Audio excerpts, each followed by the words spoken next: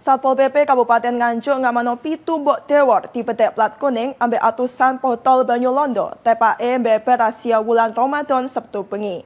Kabeh diringkesi teko panggon hiburan bengi nang capete lokalisasi Guyangan ambek kafe-kafe nang saiterane terminal Prauto Guyangan.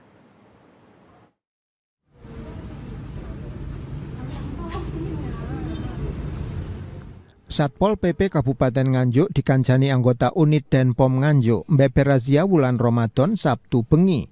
Ana rong panggon sing dijujuk petugas, yaiku capete lokalisasi Guyangan barek kafe-kafe nang saiterane terminal Prauto Guyangan. Kasile petugas ngringkesi papat mbok ndewor nang capete lokalisasi Guyangan sing dibedhek ngenteni pelanggan. Sauntara nang warung kopi karo kafe-kafe nduk saubengane terminal Prauto Guyangan, petugas ngamano 3 mbok ndewor.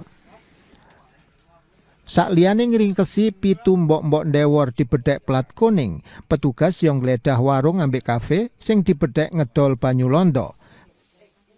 Kasile petugas ngamano 28 botol banyu londo macem-macem merek barek 58 botol arak Jawa. Kabeh barang bukti banyu londo ambek 7 mbok ndewor sing kecakup digawa nang kantor Satpol PP Kabupaten Nganjuk. Kepala Satpol PP Kabupaten Nganjuk Navanto Hawi njlentrehno mbok ndewor sing kecakup didata barek dikei pembinaan sadurunge dimulihno nang omahe dhewe-dhewe. Navan ngomong nek ana mbok-mbok dewor sing kepingin usaha, dhek bakal ngewangi koordinasi ambek dinas sosial, cekno ngekei pendampingan rupa pelatihan karo modal. Barek cara iku diarepno mbok-mbok dewor iki gak balik maneh nglakoni uripe nang panggon hiburan bengi.